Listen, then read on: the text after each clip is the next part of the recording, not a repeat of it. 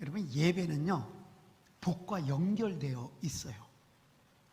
그런데 물론 복 받기 위해서 예배 드리는 건 아닙니다. 우리가 복 받으려고 예배 드리는 건 아니에요. 그런데요, 하나님은 예배하는 자들에게 복을 주시는 하나님이라고 오늘 본문도 이야기하고 있고, 성경 전체에서는 예배하는 자들에게 하나님께서 복을 베풀어 주신다는 거예요. 그러니 이 땅에 살면서 복 받기 싫어하는 사람 어디 있습니까? 2부 예배 나오신 분들에게 복 받기 원하시는 분은 아멘. 그런데 이거 복 싫어하는 사람이 있어요? 미국 사람도 복 얼마나 좋아하는지 알아요? 그래서 만날 때마다 뭐라 그래요? 해줄 때도 뭐라 그래요? God bless you, God bless you. 예? 복 얼마나 좋아하는지 몰라요. 매년 정초마다 우리는 뭐라고 서로 인사해요? 예, 새해 복 많이 받으세요. 얼마나 한국 사람들 복 좋아하는지. 밥그릇에도 복, 국그릇에도 복, 숟가락에도 복. 막 복 얼마나 좋아하는지 몰라요. 근데요, 우리가 복이라고 하는 개념이 물질적인 복도 있지만 우리에게는 더 큰 영적인 복이 있잖아요. 근데 하나님께서는 물질적인 복이든 영적인 복이든 예배하는 자들에게 복을 베풀어 주시는, 예배하는 자들에게 복 주시는 하나님. 그래서 우리는 찬송할 때도 이렇게 찬송하잖아요. 복의 근원 강림하사 찬송하게 하소서. 오늘 이 시간에 복의 근원이신 하나님께서 이 자리에 강림하셔서 우리는 뭐해요? 그 하나님 앞에 찬송하게 하소서. 찬송하게 하소서. 하나님은 복의 근원이세요. 그래서 예배하는 자들에게 우리에게 복을 베풀어 주시는 거예요. 복을 베풀어. 그러니까 저는요, 성도들이 사모해야 될 것이 무엇이냐, 믿는 자들이 사모해야 될 것이 무엇이냐라고 생각해 보면은 복의 근원이신 하나님 자체를 사모해야 돼. 예. 이 예배 드리는 이 시간 전체에 막 하나님을 사모해야 돼. 그래서 목마른 사슴이 신의 문을 찾아 헤매이듯이 내 영혼이 주를 찾기에 갈급합니다. 예배 드리는 내내 하나님을 갈급하게 사모해야 돼. 이게 믿는 자들이 사모해야 되는 거예요. 또 믿는 자들이 사모할 거 많죠. 성령 충만 사모해야죠. 그럼요, 날마다 성령으로 충만케 하소서. 성령으로 부어주옵소서. 예, 성령님이 임하여 주옵소서. 성령 충만을 간구해야 돼요, 성도들은. 또한 재림, 주님의 재림을 사모해야죠. 주님 언제 오십니까? 예, 주님 언제 오십니까? 주님 재림도 사모. 매일마다 하나님의 은혜를 사모해야죠. 은혜 없이는 살 수 없습니다. 예, 하나님 나에게 은혜를 베풀어 주세요. 은혜 사모해야 됩니다. 그런데 저는 오늘 말씀의 의지에서 보면은요, 말씀의 의지에서 보면 우리는 무엇을 사모해야 되냐면요, 예배하는 자리를 사모해야 돼요. 예배하는 자리. 네. 이게 진짜 예배하는 자리가 얼마나 귀하고 아름답고 소중한 곳인지 예배하는 자리를 사모하라는 거예요. 그래서 우리가 본문 말씀을 읽었지만 1절과 2절을, 오늘 10절은 읽지 않았어요. 그러나 1절과 2절을 건너뛰어서 10절을 읽으면 이 예배하는 자리가 얼마나 사모해야 되는지 알겠어요. 한번 같이 한번 읽어볼까요? 우리 1절 말씀과 2절 말씀과 10절 말씀으로 이어서 한번 읽어보십시다. 함께 읽겠습니다.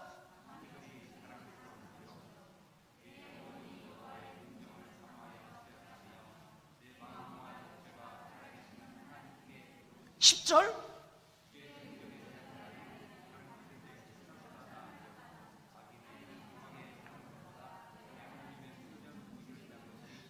예, 주의 집, 주의 장막, 주의 궁전은 무엇을 의미하냐면 예배하는 장리를 얘기하는 거예요. 예배하는 곳, 예배하는 곳.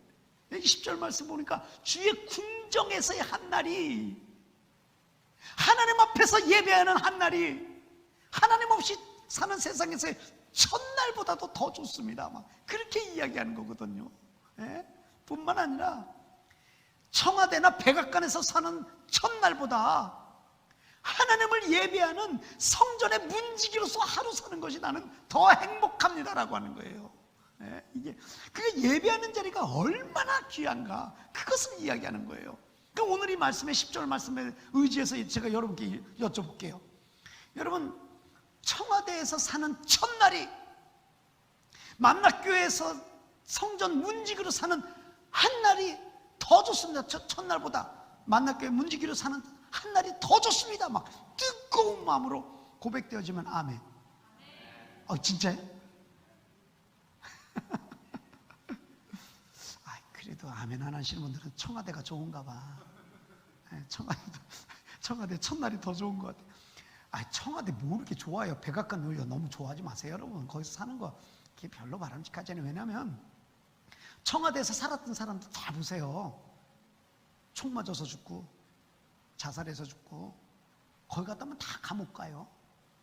지금도 한 분 계시잖아요. 다 감옥 간다고. 거기 뭐 좋다고 거기 그렇게 소망을 두고 거기 못 들어가서 안달인지 모르겠어요. 거기서 첫날을 사느니 내가 하나님을 예배하는 이곳에서 하루를 사는 게 더 낫지라고 하는 뜨거운 고백은 뭐예요? 예배의 자리를 사모한다는 거예요.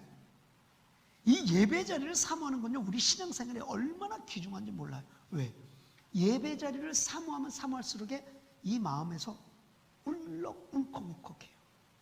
감격스러워요. 하나님을 예배하는 것이 얼마나 귀하고 아름다운가 말할 수 없는 감사가 넘쳐나요. 예배 자리를 생각할 때마다. 예배 자리. 그래서 여러분들이 지금 예배에서 나오는 이 현장의 예배에서 나와서 앉아있는 내 자리, 이 자리가 이 세상에서 그 어떤 자리보다 가장 귀하고 고귀하고 아름답고 가치 있는 자리인지를 여러분 스스로 깨닫고 앉아서 하나님 앞에 예배하며 찬양하기를 간절히 바랍니다. 제가 한국에서 사역할 때 있던 교회에 어떤 분이 있었는 젊은 남자 집사님이 계셨어요. 젊은 부부가 있었는데 애가 아주 어렸어요. 근데 이 젊은 집사님이 참 안타깝게 시한부 판정을 받은 거예요. 정말 참 청정병력이었습니다. 얼마나 안타까운지 몰라요. 근데 이분이 정말 하나님을 잘 섬기던 분이었어요. 그런데요, 딱 오더니 작정을 하더라고요. 목사님, 나 하나님께서 부르시는 그날까지 나 예배의 자리 지키겠습니다. 예배의 자리 지키겠습니다. 정말 이건 말할 수 없는 감동이었어요. 그러면서 그 자리를 지키는데요, 처음에는 막 걸어와서 들어왔잖아요. 젊으니까. 그러더니 몇 주 되다 보니까 부축해서 들어오고, 더 시간이 흐르니까 몇 주 그러니까 엎혀서 들어오고, 예배 자리에 엎혀서 들어오고. 근데 몇 달 이렇게 지나니까 휠체어를 타고 들어오더라고요. 그래서 4개월, 5개월 지나면서부터 들것에 실려서 예배, 새벽 예배부터 예배 자리에 안 빠졌어요. 거기서 찬양할 때 정말 힘도 못 내요. 막 찬양. 그런데도 입술을 벌려가며 누워서 찬양하고 그 들것에 실렸어요. 그런데요, 그분이 그렇게 점점 쇠약해지면서 몸도 파리해지고 말라가는 어떤 그런 모습을 전부 다 보는 거예요, 성도들이. 그런데 그 사람이 그렇게 예배하는 자리를 사모하는 모습 속에 성도들에게 도전이 되고 예배 때마다 달라지는데요, 너무너무 저는 참 감격스러운 그런 모습을 봤어요. 이분이 주님 앞에 예배하고 찬양하는 그 자리에, 그 순간 이제 하나님께서 부르셔서 영원한 예배의 자리로 옮겨가는 그 순간을 모두가 봤어요. 이 세상에서 볼 수 없는 아름다운 광경들을 많이 봤어요. 그 젊은 아내도 예배하면서 위로받으면서 그 형제와 그 남자의 형제도와 또 친척들과 부모님들, 믿지 않는 자들도 그런 모습을 보면서 교회 나오게 되고요. 놀라운 일들이, 한 명의 한 영혼이 하나님의 예배의 자리를 그렇게 사모하니까 수많은 사람들에게 엄청난 영향력을 끼쳐. 그는 알았던 거예요. 예배하는 자리가 얼마나 복된 자리를 알았던 거예요. 그러니 이 땅에서도 예배하고 하나님을 찬양하더니 순간 영원한 찬양의 나라로 옮겨가는 그 모습을 보면서, 이게 예배하는 자리가 얼마나 귀중한 자리인가, 얼마나 귀중한 자리인가. 여러분, 결단코 이 예배 자리를 가볍게 여기지 마시고, 앉아있는 그 자리가 금은 보아도 바꿀 수 없는 아름다운 자리, 귀한 자리인 줄 알고 여러분 끝까지 지켜내시기를 간절히 바랍니다. 하나님은 어떤 분이시냐면, 하나님은요 무소부지하신 분이 아니니까. 하나님은 어디에도 다 계시잖아요. 그럼에도 불구하고 하나님은요 예배의 자리를 정해 주셨어요. 구별해 주셨어요. 예배의 자리를 구별해 주셨다고. 예. 족장 시대에는 제단이라는 곳을 만들어 놓으시고, 하나님께서 제단을 만들어 놓게 하시더니 그곳에서부터 너희들은 여기서 나를 예배하라. 예. 구별해 놓으셨어요. 내가 너의 예배를 여기서 받으리라. 족장 시대에는. 그러더니 출애굽 이후 시대에는요 성막을 만들어 주셨어요. 텐트로 성막, 이동용이잖아요.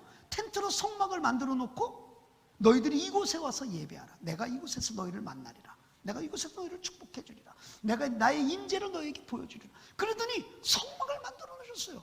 네. 아니 뭐 상천하지 어디 안 계신 분이, 하나님은 어디서 계시잖아요. 산 꼭대기에 올라가도 하나님 계시고 바다 끝에 거에도 하나님 거기 계시다고. 그런데도 하나님은 예배의 자리를 구별해 놓으셨어요. 그런데 출애굽 이후 시대에 이제 왕정 시대에 들어가서부터는 그 천막이 건물로 변하면서 성전으로 바꿔놓으시더니 그곳에서 너희들 나를 예배하라. 성전에서 예배하라. 내가 너희를 만나리라. 내가 너희를 축복하리라. 그러시더니 신약에 들어와서는 여러분 어디를 구별해 놓으셨어요? 교회를 구별해 놓으셨어요. 이 세상에서 하나님은 어디에도 계세요. 그런데 교회를 구별해 딱 놓으시고 이곳에서 너희들이 나를 예배하라. 내가 너를 이곳에서 만나리라 라고 구별해 놓으셨어요. 예배의 자리를. 예. 그렇기 때문에 이 예배 자리를 굉장히 여러분 귀중하게 생각해야 돼요. 예. 하나님이 우리를 특별한 곳으로 구별해 놓으셔서 이것이 얼마나 귀중한 건가. 우리가 그래서 예배 지금 세 번째 주 말씀을 보면서 교회라고 한다는 것은 건물이 아니라 그랬잖아요.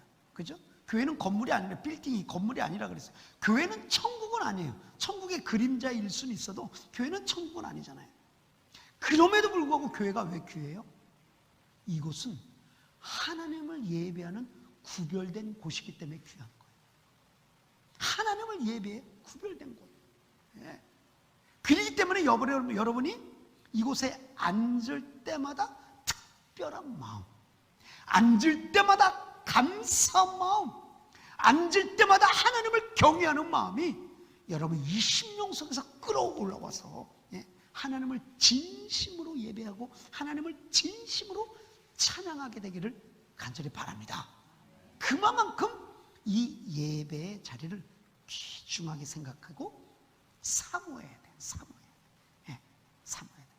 오늘 우리가 읽은 이 시편 84편의 이 말씀은 예배와 복에 관한 말씀이거든. 예배와 복에 관한 말씀인데 저는 이 말씀을 보면서 그래서 그러면 누가 복받은 사람이냐, 도대체 누가 복받은 사람이고 하나님은 어떠한 복을 내려주시는 분일까? 오늘 한번 우리 시편 84편 속으로 들어가서 한번 이 예배를 생각해보고 나의 예배 생활을 한번 생각해보고 또 복을 내려주시는 하나님께 한번 초점을 맞추기를 원합니다. 자, 먼저 그러면 누가 복된 자들이냐, 누가 복받은 사람이냐? 여러분, 하나님 앞에 예배하는 자리로 나오는 사람이 복받은 사람인데요, 그 중에서도 하나님 앞에 예배하러 나왔으면서 하나님을 진심으로 찬양하는 자들이 복받은 사람이에요.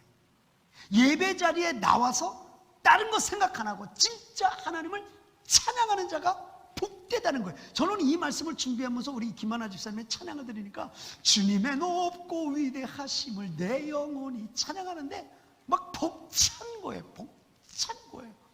왜? 하나님께 예배하는 예배의 자리에 나와서 그 하나님을 전심으로 찬양하는 자가 복되다라는 거예요. 복되다라는 거. 오늘 본문 4절 말씀을 한번 보십시다. 4절 말씀 함께 보도록 하겠습니다. 주의 집에 사는 자들은 복이 있나니 그들이 항상 주를 뭐예요? 찬송하네요.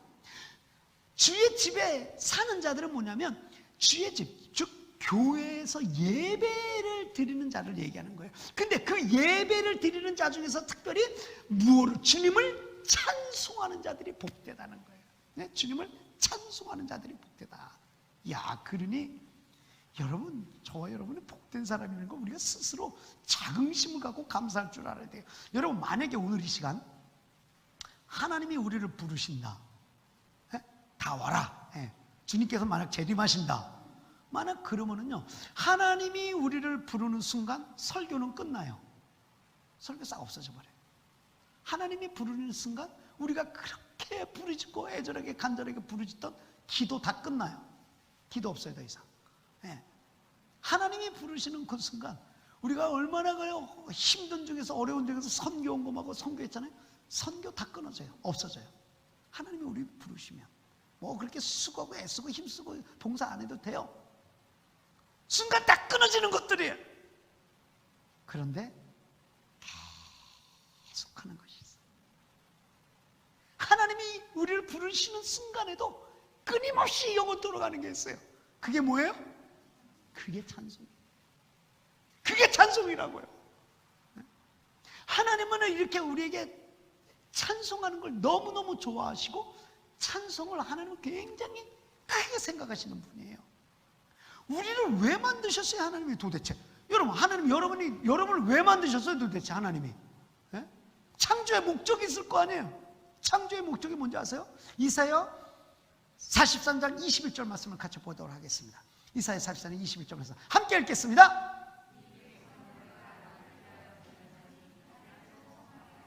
이게 창조의 목적이에요. 하나님이 나를 만드신 목적. 다시 한번 읽어보겠습니다. 이 백성은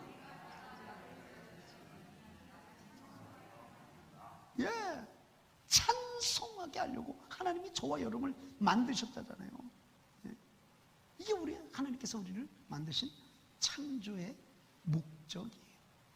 다윗이요, 하나님의 법궤가 예루살렘 성으로 들어올 때 얼마나 기뻐했습니까? 뭐 옷이 흘러내리는 것도 모를 정도로, 통으로 짜놓은 있잖아요. 그 옷이 흘러내리는 거 모를 정도로 기뻐하며 춤을 추며 기뻐했어요. 왜 그랬을까요? 정말 가까운 곳에서 하나님이 임재하시는 그 상징적인 그곳에서 내가 하나님을 찬양할 것 생각하니까 다윗이 너무너무 기뻤던 거예요. 춤을 추며 기뻤던 거예요. 그래가지고 그 법궤를 안치하잖아요. 법궤를 안치하고 나서요, 다윗은요, 그 성전을 특별히 만들었잖아요. 그 법궤를 안치할 수 있는 공간을 만들어 놓고요, 그곳에서요 24시간 하나님을 찬양할 수 있도록 로테이션 해가면서, 찬양 사역자들 로테이션 해가면서 찬송이 끊임없이 흘러 넘치게 했어요. 24시간. 저는 그 다윗의 마음을 느끼면서 그 마음이 어떤가, 그 감격스러운 마음이 어떤가가 그냥 전달이 돼요. 다윗의 마음이 전달이 돼요. 그래서 저도 우리 교회에서도 그러면은 24시간 여기서 찬송이 흘러넘쳤으면 좋겠다. 그래서 김하나 집사님 불러가지고 24시간 우리는 콜콜 자도 혼자 여기서 주님의 높고 위대하신 거. 그러면 아니면 우리 김주기 집사님 피아노로 그냥 반주를 하든지, 다 우리 없어도 막 그렇게 해서 이학 집사님 막 색소폰이 하는 부는 잠자도 막 색소폰 부는 거예요. 막 그렇게 할까 막 하든, 그렇게 하고 싶었어요, 사실은. 아무도 없으면 난 여기서 혼자 찬양하는 거예요. 그렇게 이 자리가 그 하나님을 찬양하는 구별된 자리니까. 근데 안 돼. 그래서 너무 힘들잖아요. 그래서 안 되겠다 해가지고, 그래서 제가 CD 플레이를 틀어놓는 거예요. 이 찬양은요, 우리 교회에서 24시간 올립니다. 여러분, 24시간 올려요. 그러니까 여러분, 정말 이 자리를 사모하세요. 그리고 그냥 일 끝나고 오시면 집에 가지 마시고 교회 그냥 들리세요. 오셔서 CD 플레이를 음악이 나오거든요. 잔잔한 음악이 나오니까 뭐 불도 꺼지고 여기 이 공간에, 하나님의 예배 구별된 이 공간에 오셔서 그냥 찬양 안에 머무세요. 그리고 그냥 조용히 십자가 바라보세요. 5분이고 10분이고 그냥 감격스럽게 하나님 품에 안겨서 그 자리에 앉아서 하나님을 바라보세요. 그리고 집에 가세요. 굳이 뭐 이렇게 의식 가지고 뭐 의식대로 나름대로 의식을 가지고 예배 순서 그렇게 하라는 거 아니고, 뭐 기도 뭐 그렇게 소리 안 내서 해도 좋아요. 그냥 하나님의 그 임재 앞에 그냥 십자가만 가만히 보고 계세요. 여러분 얼마나 마음이 하나님께서 만져주시겠어요. 그만큼 하나님을 예배하고 하나님을 찬양하는 자리를 사모하라는 거예요. 하나님은 찬양을 얼마나 귀하게 여기시는지 몰라요. 여러분 크로스비 여사라고 성경 찬송시를 약 8,000점이 넘도록 쓴 크로스비 여사라고 여러분 아실 겁니다. 1820년대 사람이에요. 뉴욕에서 태어났습니다. 그런데 태어난 지 6주 만에 의사의 실수로 실명을 하게 돼요. 그래서 시각장애로 살게 돼요. 네. 그런데요, 비록 시각장애이지만은 그 속에서 하나님께서 부어주시는 은혜가 너무나도 크고 놀라워서 크로스비 여사가 쓴 찬송시는요, 우리가 부르는 것 중에 수두룩해요. 수두룩해. 굉장히 많아요. 그러니까 사람들이 크로스비 여사한테 물어봤대요. 여사님, 혹시 그 의사가 원망스럽지 않습니까? 예?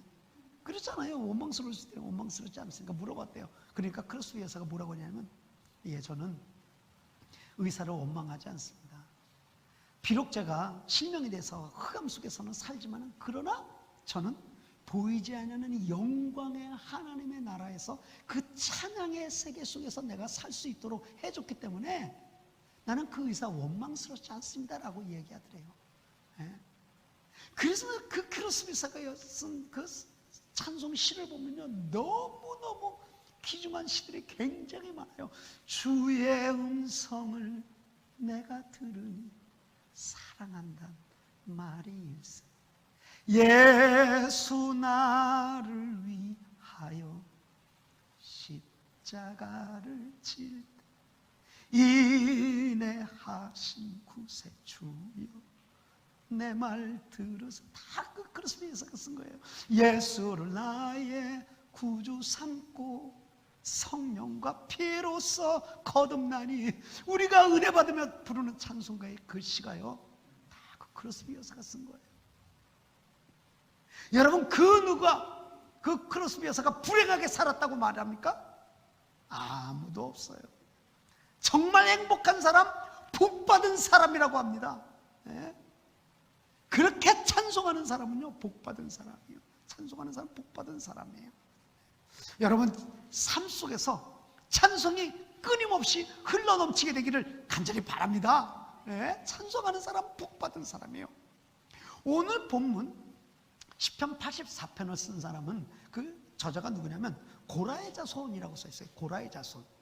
고라의 자손이 누구냐면, 고라의 자손은 성전에서 봉사하는 사람들입니다. 예, 문지기를 하기도 하고 허드렛 일을 하기도 하고 찬양 사역자로서 또 찬양대 봉사도 하고 뭐 여러 가지로 성전에서 봉사하는 사람은 고라의 자손들. 그런데 오늘 이 시는요, 성전에서 봉사하는 특히 찬양 사역자들이 쓴 시예요. 근데 그들이 쓴 시를 보면은 자기네들이 하나님을 예배하는 곳에서 하나님을 찬양하는 것이 얼마나 귀중하고 감사하고 행복한 것인지를 그것을 알면서 쓰는 시예요. 그러면서 하나님을 예배하고 하나님을 찬양하는 자리를 너무너무 사모한다고 써요. 내 몸이 상할 정도로 하나님을 예배하는 자리를 사모한대요. 오늘 1절 우리가 본 말씀에, 오늘 본문의 말씀은 왜요? 마치 상사병 걸리면, 혹시 여러분 상사병 걸려본 사람 있습니까? 상사병 걸리면은요, 음식 맛도 없대. 먹지도 않고 빼쭉빼쭉 말라가면서 앉으나 서나 누구 생각?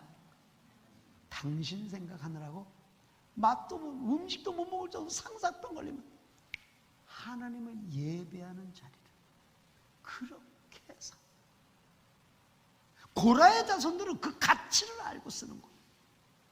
예배하는 자리, 찬양하는 자리, 그 자리를 사모하는 거예요. 사모하는 거예요. 그게 얼마나 귀중한 것인 줄 알기 때문에.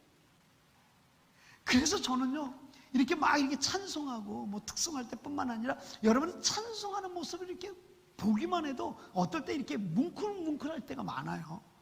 왜냐하면 여기서뿐만 아니라 여기서 우리가 찬양하는 이 모습이 순간 주님 오시는 날, 우리 생을 부르시는 날, 영원한 찬양의 나라에 가서 우리가 그 영광의 보좌 앞에서 서로 만나서 찬양하는 이 모습이 그려지면 이게 말할 수 없는 거룩함이 생겨요. 속에서 얼마나 좋은지 몰라요. 그러니 그 영원한 찬양의 나라에 한 명도 나고자가 없이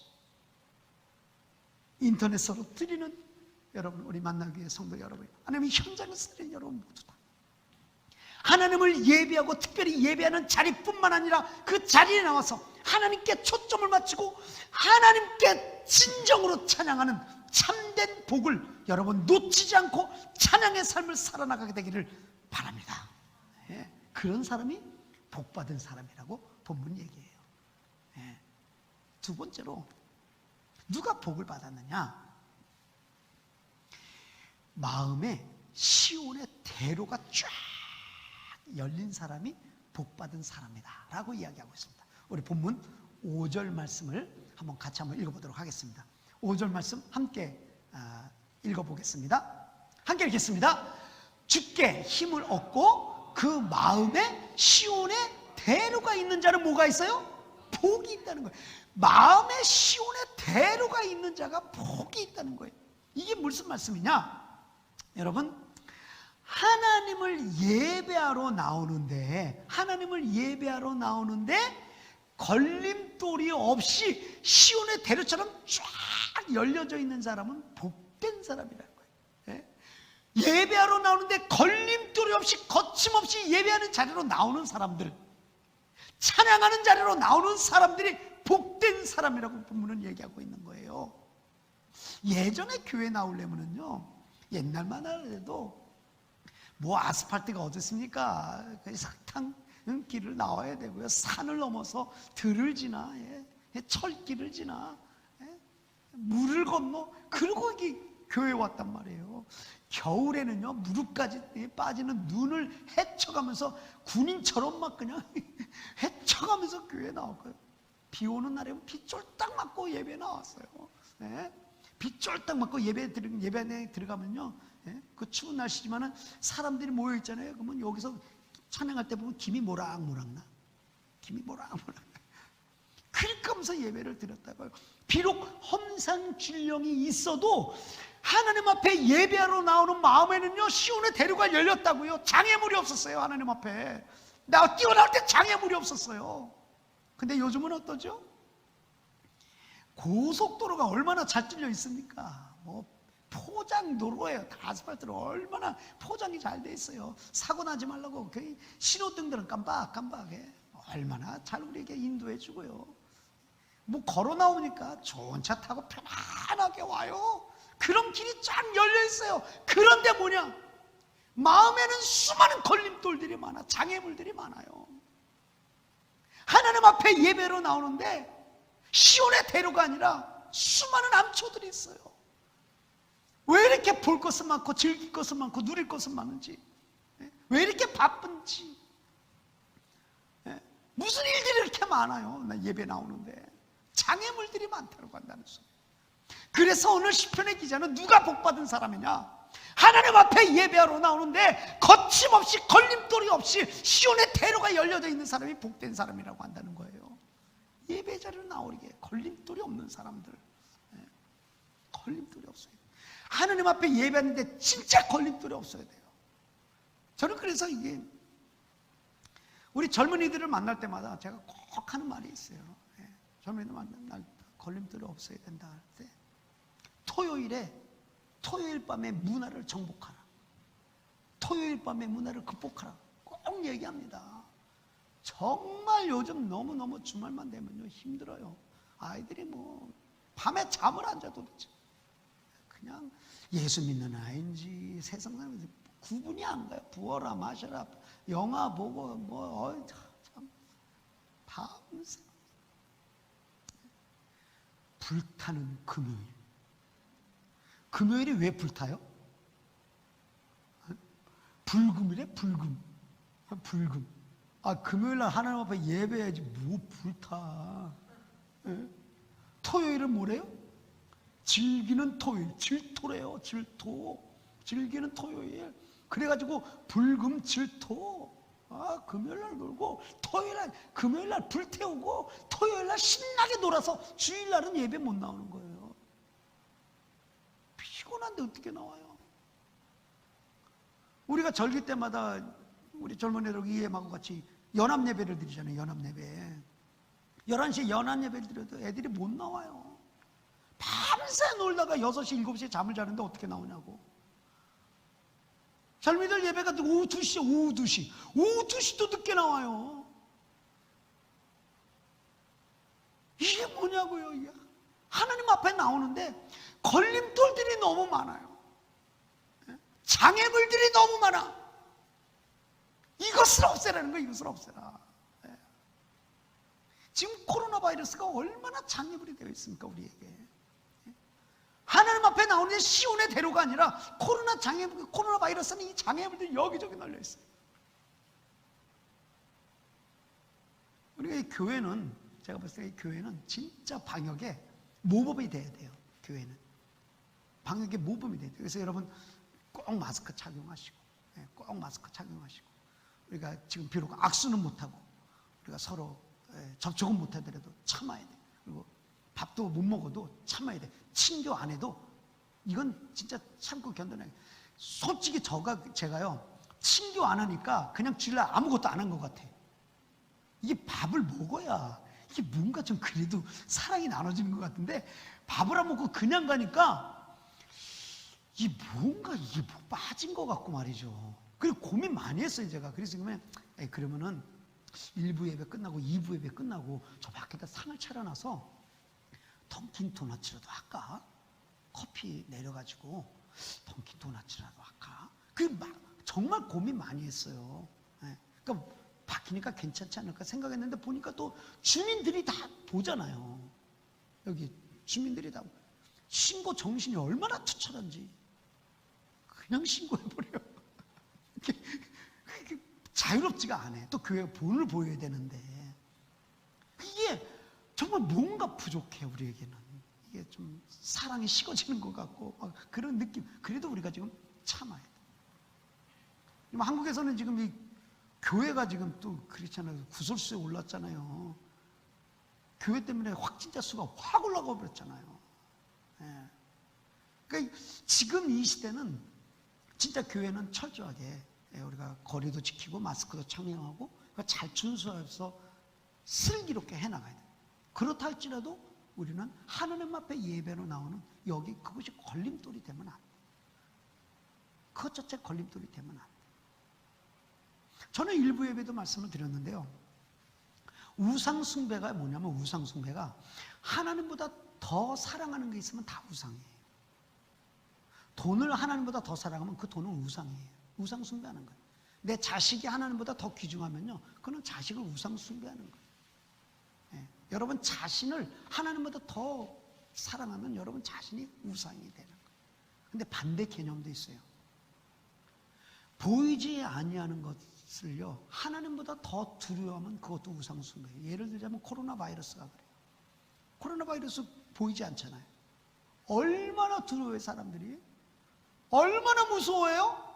그럼 여러분 보이지 아니한 하나님은 두려워 안 해요? 네? 하나님 뭐 바이러스가 더 무서워요 여러분? 그거 우상숭배라고요.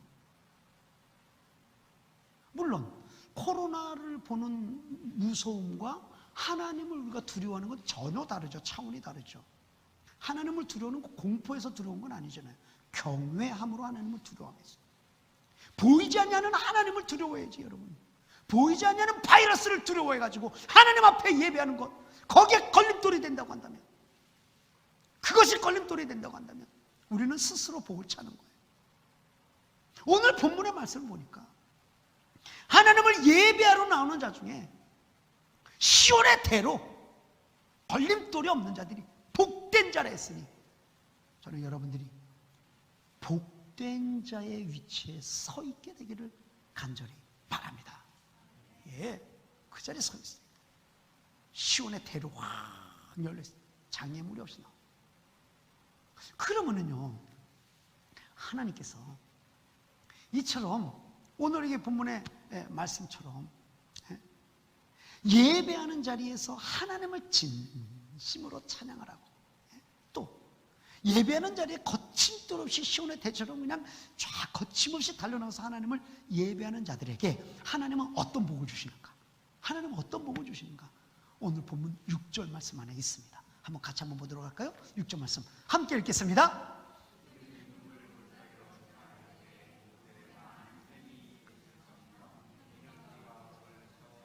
말씀 보니까 눈물 골짜기를 지날 때 그곳에 많은 샘이 있을 것이며 이른 비가 있겠다라고 이 축복의 말씀을 주고 있습니다. 눈물 골짜기를 지날 때, 여러분 눈물 골짜기가 뭐예요? 눈물 골짜기. 눈물 골짜기는요, 우리의 인생이에요. 우리의 인생 자체가 눈물 골짜기예요. 얼마나 살다 보면 울 일이 얼마나 많이 있습니까? 그렇잖아요, 여러분. 건강이 악화돼가지고 울 일 많이 있죠. 건강 때문에 우는 사람들 많이 있죠. 경제적인 어려움으로 인해서 우는 사람들이 많이 있죠. 지금 서로 얼마나 어렵습니까? 그래서 우는 사람 많이 있고, 외로워서 또 괴로워서 누가 알아주지 못해서 우는 사람들, 우울증에 걸려서 우는 사람들 참 많이 있습니다. 관계가 틀어져가지고 괴로워하는 사람들 참 많아요. 관계가 틀어지면 너무너무 힘들거든요. 그래서 우는 사람들이 있어요. 남들 모르는 아픔과 고민 가운데 우는 사람들 많이 있어요. 내가 해결하지 못할 일들이 너무 많아서 우는 사람들이 많이 있어요. 이게 다 눈물 골짜기예요. 우리의 눈물 골짜기. 그런데 그 눈물 골짜기를 지날 때 하나님 앞에 예배하는 자들은 하나님이 어떤 복을 주시냐? 많은 샘과 이른 비의 복을 주신다. 오늘 말씀이 약속하고 있어요. 많은 샘과 이른 비를 주신다. 많은 샘이란 뭐냐면, 여러분 우리는 이제 그런 사막을 지날 만한 일이 없거든요. 근데 팔레스타인 지역에 가보면 광야나 사막이 끝도 없어요. 한도 끝도 없어요. 어차피 지나가야 될 길인데 그게 끝이 없어요. 그러니까 사막을 지날 때, 광야를 때 필요한 게 뭐냐면 물이거든요. 물 없으면 정말 괴롭거든요. 그래서 그때 당시 사람들이요, 가는 그 사막 곳곳에 그 샘들을 많이 파놓고 뚜껑을 닫아놓은 거예요. 샘을 파고. 그래서 물들을 저축해 놓은 거죠. 그래서 여기 사막을 지나는 사람들, 특히 또 순례자들, 그런 사람들이 가면서 그 샘물에서 물을 죽여서 위로를 받고 또 힘을 내서 예루살렘 성전으로 예배하러 가는 거였어요. 그만큼 하나님은 많은 샘물이라, 한두 샘물이 아니라 많은 샘물을 이곳저곳에서 이미 예비하시고 그곳으로 인도하시고 지켜주시고 보호하여 주신다는 복이 누구에게? 예배하는 자들에게. 뿐만 아니라 이른 비를 주신다 그래. 이른 비. 여러분 이른 비를 줘야, 이른 비가 내려야 땅이 부들부들해져서 경작을 하고요, 갈고 갈아엎고 땅을 경작하고 거기다 모종을 심는 거 아닙니까? 그래야 수확이 있을 거 아니에요. 이른 비가 반드시 있어야 돼요. 반드시. 그래서 하나님은 하나님을 예배하는 자, 눈물 골짜기를 지나지만 그곳에서도 하나님을 변함없이 예배하는 자들에게는 이른 비를 주시겠다고 하는 거예요. 이건 여호와 일의 축복이거든요. 여호와 일의 축복. 주님이 내 길을 예배해 주시는 거예요. 비록 눈물 골짜기를 할지라도 하나님을 변함없이 예배하면 하나님이 이러한 복을 우리에게 부어주신다라고 약속하고 있는 거예요. 눈물 골짜기 지난 사람들 참 많죠. 사도 바울이 그래요. 사도 바울이 눈물 골짜기 지났잖아요. 사도 바울은 예수님을 만나기 전까지는 사람들한테 칭찬받았어요. 사람들이 칭찬받았다고. 근데 예수님을 만나고 나서는 사람들한테 돌 맞았어요. 감옥에 가지고 헐벗고 굶주리고, 그랬다고 눈물의 골짜기를 지나갔어요. 그런데도 사도 바울이 어떠네? 감옥에서 자기의 신세 한탄했나요? 뭐 했어요? 찬양했어요. 하나님을 예배했어요.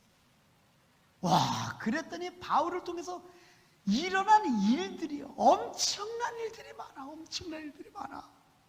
특히 말이죠, 우리가 있는 성경 중에 바울 서신은 다 바울이 썼잖아요. 성경이 그에 의해서 쓰여졌어요. 눈물 골짜기를 지나면서 바울이 변함없는 하나님을 예배하는 자리를 지켰더니, 하나님께서 그의 인생을 축복하시고 성경을 쓰게 하시는 놀라운 축복을 받았어요. 그게 복의 사람 아닙니까? 예? 성경을 쓰게 하는 축복을 받았어요. 예. 여러분, 이 지금 지구상에서 성경이 제일 많이 읽혀졌죠. 예. 지금도 그래요. 제가 볼 때 앞으로도 그럴 거예요. 성경이 가장 많이 읽혀졌어요. 성경 다음으로 많이 읽은 책이 뭘까요? 성경 다음으로 읽은 책, 사람들이 철로역정이라는 책이에요. 철로역정. 성경 다음에 존 버년이 쓴 철로역정이 성경 다음을 많이 읽었어요. 근데 이 철로역정이 언제 쓰여졌나? 존 버년이요, 누명을 쓰고 감옥을 가게 되는데 12년 동안 수감생활을 하게 돼요. 누명을 쓴 거예요. 완전히 그 누명을 썼는데 12년 동안 누명을 써서 감옥에 있으면서 바울처럼 신세한탄한 게 아니라 바울처럼 거기서 하나님을 찬양하고 하나님을 오히려 예배하고 거기서 깊이 하나님을 만나요. 그 감옥에서 쓰여진 게 철로역정이에요. 그 속에서 하나님을 예배하고 찬양했더니 하나님께서는 많은 샘과 이른 비의 축복을 철로역정 쓴 존 버넌에게 해주시는 거예요. 이와 같은 간증들은요, 이 성경 안에 수두룩하게 많아요. 요셉이 그렇잖아요. 요셉도 그렇고요. 예수님의 제자들도 마찬가지고요. 예수님은 당연히 그렇고요. 우리 신앙의 선배들 보면요, 눈물의 골짜기를 지나가면서 예배 자리를 포기하지 않은 사람들이 수두룩해. 그랬더니 하나님께서 그들의 인생을 붙잡으시고 인도하시고 보호하시고 많은 샘물과 이른 비의 축복, 여호와 이레의 축복까지 복을 내리신 그 놀라운 일들은 우리들이 너무 쉽게 간증을 들을 수 있어요. 지금 이 시대도 마찬가지예요. 그러니 여러분, 우리 지금 혹시 눈물 골짜기를 지나가는 사람이 있습니까, 여러분? 남들이 모르는 아픔의 고통 속에서 지금 사시는 분이 있으세요? 여러분, 예배의 자리 포기하지 마십시오. 예배의 자리 포기하지 마십시오. 그것을 포기하는 순간, 예배의 자리를 포기하는 순간 하나님의 복을 포기하는 거예요. 그러니 상황이 어떻든 모든 상황 속에서 주를 바라보고 하나님을 예배하고 하나님을 찬양하는 그 귀한 것을 끝까지 지켜내게 될 수 있는 우리 믿음의 만나 식구들 되시기를 주님의 이름으로 축복합니다. 예. 말씀 한번 정리해 볼까요, 여러분? 복 받기 위해서 예배 드리는 건 아닙니다. 그건 틀린 거예요. 그러니까 복 받기 위해서 예배 드리는 건 아니에요. 그러나 하나님은요, 예배 드리는 자에게 하나님은 복을 부어주세요. 복을 부어주세요. 놀라운 복을 줘요. 그렇기 때문에 여러분, 우리는 내가 드리고 있는 이 예배 자리를 사모해요. 예배 자리를 사모해요. 뛰어나와야 돼. 거침없이 어떤 걸림돌이 없어야 돼. 하나님 앞에 예배하러 나오는데 걸림돌이 없어야 돼. 네. 다 치워버려요. 천국 가는데 걸림돌이 있으면 얼마나 힘들어요, 여러분. 그러니 천국 가는 길에 걸림돌이 있거든 예수 그리스도 이름으로 다 부숴버리고요. 네. 어떤 것이 있거든 그냥 예수 그리스도 보혈로 다 쓸어버리세요. 다. 그리고 시원한 대로를 만들으세요. 하나님 앞에 예배로 나오는데, 하나님 앞에 찬양하러 나오는데 시원한 대로를 만들어 놓는 거예요. 장애물이 있으면 안 돼요. 예, 장애물. 눈물의 골짜기를 지날 때, 우리가 눈물의 골짜기를 지날 때 예배 자리를 포기하면 안 돼요. 그것을 다윗은 시편 23편 4절에 눈물의 골짜기를 사망의 음침한 골짜기로 표현했거든요. 한번 우리 같이 한번 볼까요? 시편 23편 4절 말씀 함께 읽겠습니다. 내가 사망의 음침한 골짜기로 다닐지라도 해를 두려워하지 않을 것은 주께서 나와 함께 하심이라. 주의 지팡이와 막대기가 나를 안위하시네. 여러분 보시오. 여기서도 보니까 음침한 골짜기를 다닐 때도요, 주께서 나와 함께 하시고 주의 지팡이와 막대기가 나를 안위하시다, 보호하신다는 거예요. 많은 샘물과 이른 비로소 하나님께서 이미 다 준비해 주시고 그 축복을 우리에게 주신다는 거예요. 누구에게? 예배하는 자들에게. 예배하는 자들에게. 하나님을 진심으로 찬양하는 자들에게. 그래서 예배와 복은 연결되어 있다고 한다는 거예요. 그래서 예배와 복이 연결되어 있다고 한다는 소리예요. 그러니 여러분이 예배 때마다 찬양할 때 여러분 정말 마음을 새롭게 해서 찬양하세요. 그냥 인도적 하려니까 그냥 따라서 하는 정도 수준이 아니라 그 속에, 속에, 가사 속에 내 마음을 싣고 곡조 붙은 기도로 하나님 앞에 기도하면서, 그리고 이 찬양하고 하나님을 예배하고 찬양하는 자리, 내 이 자리가 얼마나 귀중한 자리인지, 내가 눈물의 골짜기 지나가도 나 이 자리 포기하지 않을 거야.